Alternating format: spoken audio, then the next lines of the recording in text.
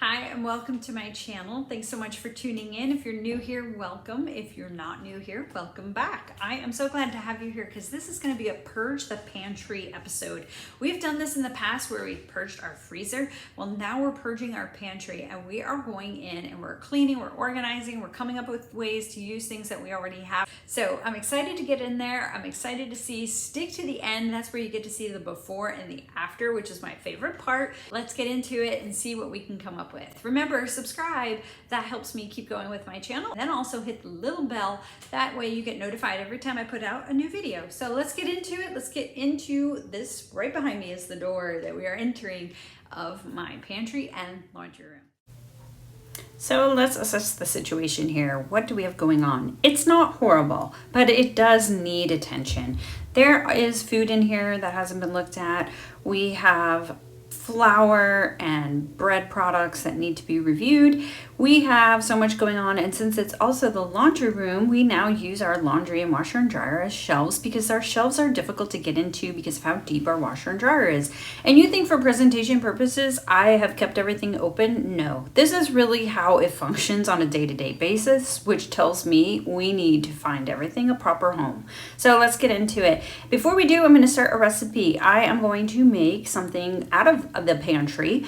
I have some items here, 2 cans of tuna and some black beans. This is a recipe I've been wanting to make for quite some time. We're also going to grab these panko breadcrumbs. The recipe we're making today comes straight out of the Pampered Chef cookbook. This is the 29 minutes to dinner cookbook, and this is the recipe we're making: Caribbean tuna cakes. We're going to start by making our sauce with 1/2 cup of mayonnaise, 1/2 of a lemon squeezed. We're going to have 1 teaspoon of jerk seasoning. Combine that, set to the side. Now we're going to chop 1 red onion. We're going to chop 1 green pepper. We're going to put that into our batter bowl with 1 cup of, these are wheat panko breadcrumbs, and 1/2 cup of mayonnaise. I realized my bowl was not big enough, so into my next size Pampered Chef bowl it goes with another teaspoon of the jerk seasoning and 2 cans of tuna fish. Also 1 can of black beans that have been rinsed and drained. I'm going to stir that until fully combined, and then it's time to make our tuna cakes.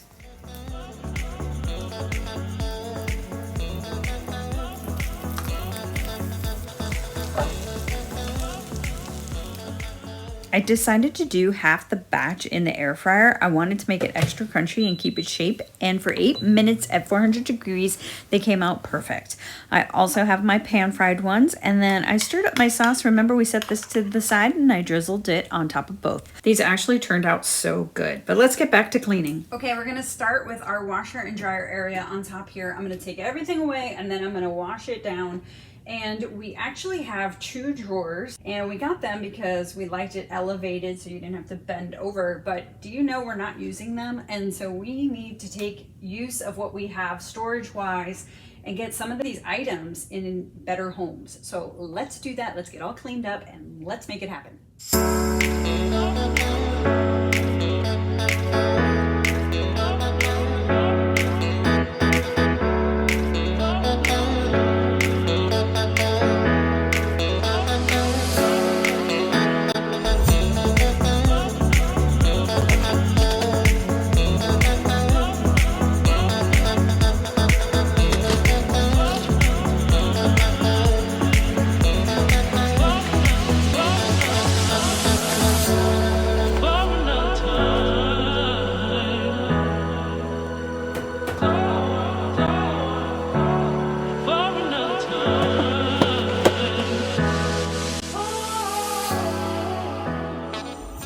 Now we've tackled the top of our washer and dryer and those drawers below. Let's tackle our pantry shelves.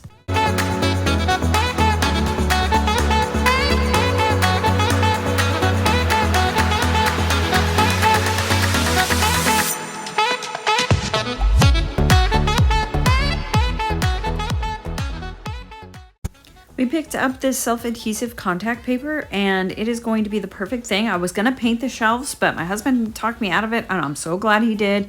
This is the best solution. It's easy to put down once you get the hang of it, and it looks so much better.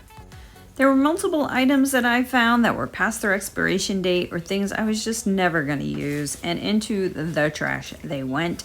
I was checking the dates on everything and surprised and a little embarrassed at how long we have hung on to things. These breadcrumbs, though, they seemed like, hey, they might be doable. And I decided to containerize some of the items we did have, like this cornstarch. I'm gonna take this to work, Splenda. A lot of people drink coffee, and I bet they would appreciate maybe having some Splenda. So that's going to work. This, remember, chicken nuggets? This is our container for our chips.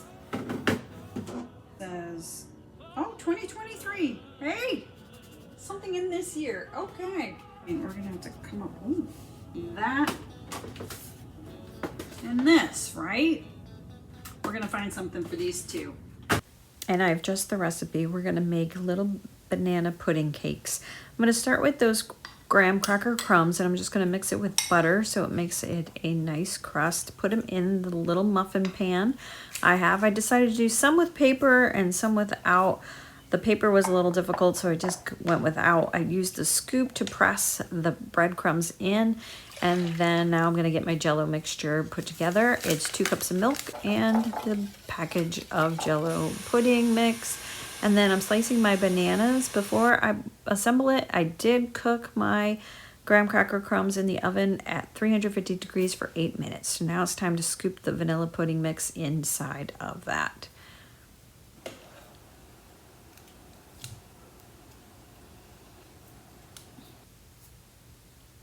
And then I'm gonna top each of them with a slice of banana.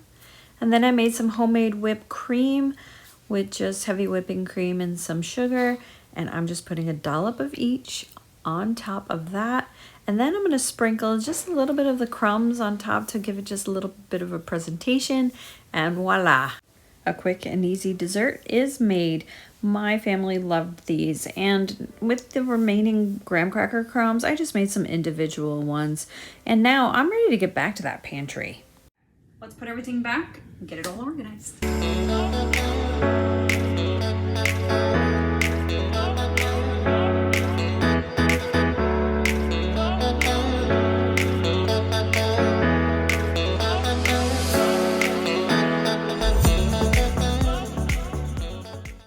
Okay, contact paper is down. Look how nice and clean that looks. So nice and smooth. We got it all cleaned up. Hides all those scuff marks. So let's start putting all our flours. Speaking of flours, we have quite a bit of all-purpose flour, self-rising flour. There was a phase where my son was making a lot of breads. I am going to, because we have this bread, we have lots of yeast, probably make some pizza doughs, more flour.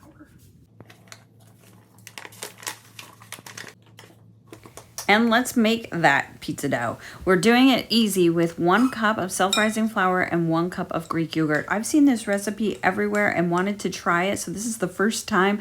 I put some flour on my work surface and got that ball of dough out. I realized quickly I was gonna need a lot more flour to prevent it from being so sticky. So probably another 1/2 cup of flour came out a little at a time until it got to be the right consistency.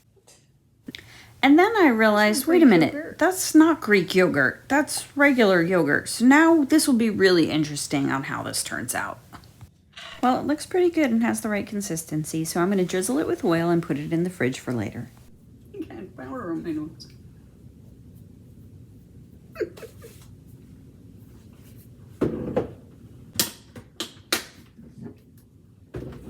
So it is later, and now it's time to work with that pizza dough. It still looks great, feels great, so I'm gonna spread it all out onto my pizza pan, and we're gonna make a margarita style pizza with some fresh mozzarella and basil. We have that pressed all the way around. Let's add, this is roasted garlic marinara. This comes from a local company. My husband loves their products, and so do I. It's fresh ingredients and local. We like to support local where we can. Now let's add that mozzarella cheese and our basil from the garden.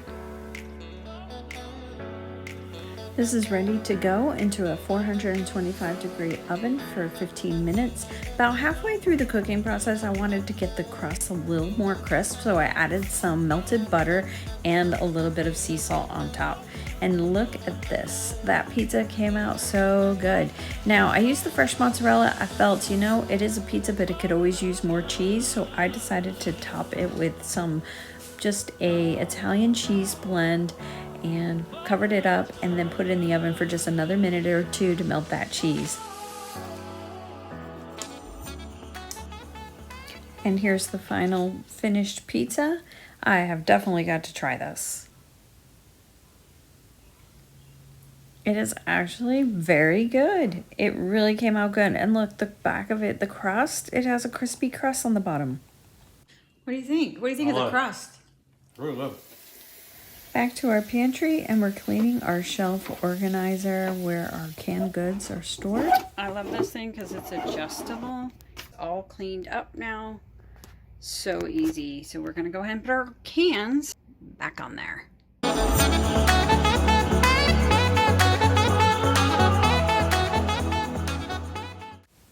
Based on what I have in the pantry and the freezer, it's time for another recipe. This is a super quick crock pot meal.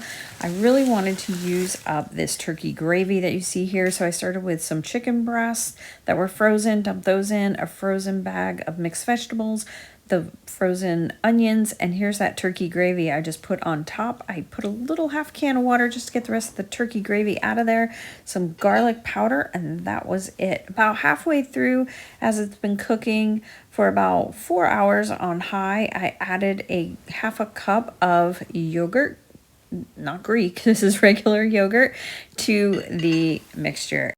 And then about 30 minutes before serving, I went ahead and put a half a cup of Parmesan cheese in, and we put the cover back on to heat that through. Then it was ready to serve. We went ahead and put it in some bowls and topped it with just a little bit more Parmesan cheese. And this actually turned out really good. I was surprised, but we all really enjoyed it. And now I'm just consolidating some things. This is the vodka. We got this as a gift, this Grey Goose vodka. It was so huge, this bottle, so I just decided to put it into the normal size vodka container and get this back in the pantry. Okay, the final touches. Got that up there.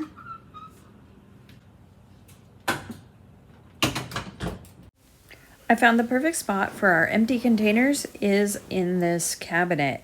And now I can close it and I don't have to worry about light bulbs breaking or anything. And it's the perfect thing. Look how much better. This is the after shot. Everything, the floor is clean. Everything has a home. The cans look good. The shelves look great. With that contact paper, everything looks so much cleaner. The bread products, the baking products, all consolidated. You can see things so much easier. I still have things to use, but at least I can find it and everything looks so much better. I am so pleased with the final results. I hope you enjoyed cooking and cleaning with me today. Thanks so much for watching.